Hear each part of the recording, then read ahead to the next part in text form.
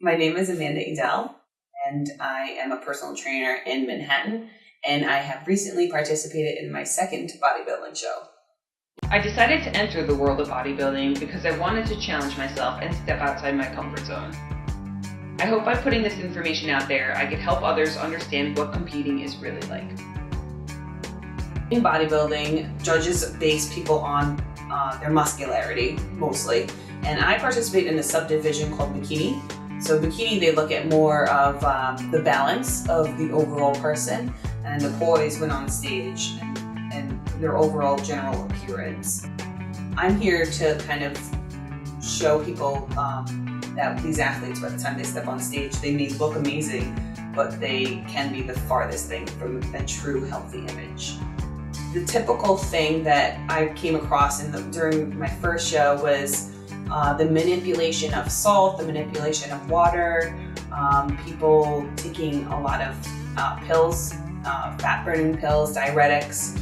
So naturally, I wanted to do my best. I jumped on board, and during my first show, I participated in all those things.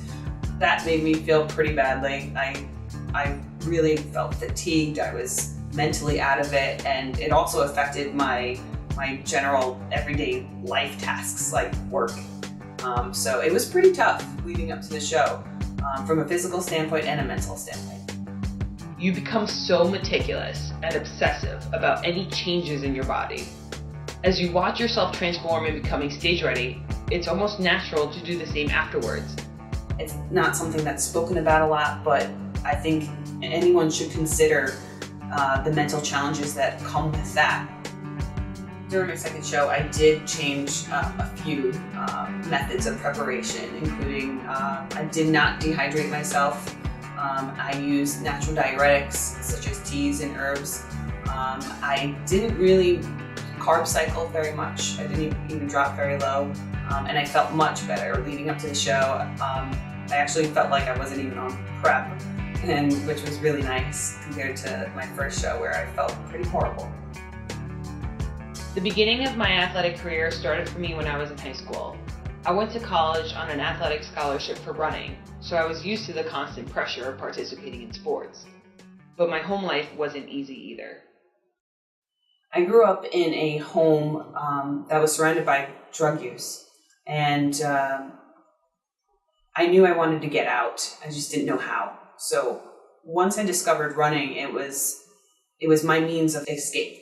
So I used it, and sports was my savior. The most important aspects that one should keep in mind when they participate in a bikini bodybuilding show is, number one, nutrition. Number two is going to be the posing. Posing comes into play tremendously. Number three is going to be the strength training. 4, cardiovascular. 5 is the rest, mobilization. And the 6th is going to be your mental strength. For nutrition, I used a food scale to measure everything out. I cooked everything at home. I also used apps to track my food meticulously, my macros. You can't out-train a bad diet. I say it all the time to my clients, and it's really a huge, huge component of getting stage ready in general. Posing for my first show, I kind of went about things my own way.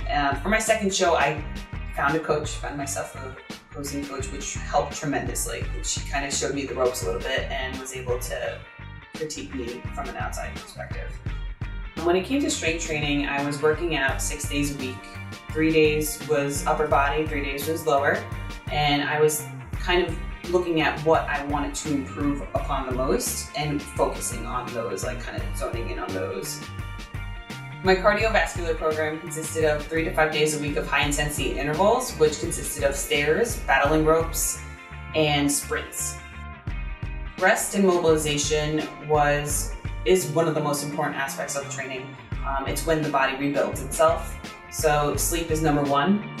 Number 2, probably foam rolling and stretching, taking the time to work on your breathing patterns and stuff like that, just kind of slowing the mind and the body down. This time around, when it came to my mental preparation, I felt a lot more prepared because A, I knew what to expect, and B, I was doing it for myself.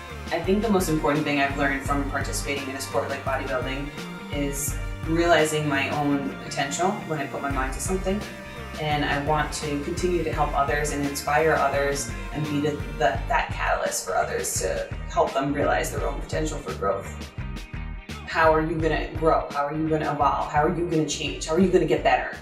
You have to step outside your comfort zone, but things don't always have to be done in the traditional sense or in the way that you believe they have to be done. You can do things your way and still see results and progress. I've been an athlete all my life, and there's really nothing like stepping onto stage.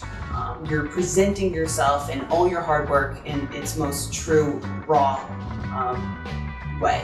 And I think that there's nothing to hide when you're up there. It's just you in your most raw form. And you have to really be confident with yourself and your package. And even if you don't place, it's not about placing. And I think that's the most important thing, is to remember why you're doing it and to keep in mind, when you do it for yourself and you're not going for a trophy, then you really can't lose. If you would like to learn more about me, you can follow me on Facebook at Body by Amanda LLC, Instagram, Body by Amanda, Twitter, Amanda Edell, or you can follow me on Snapchat, Amanda Edell1. Thanks for watching.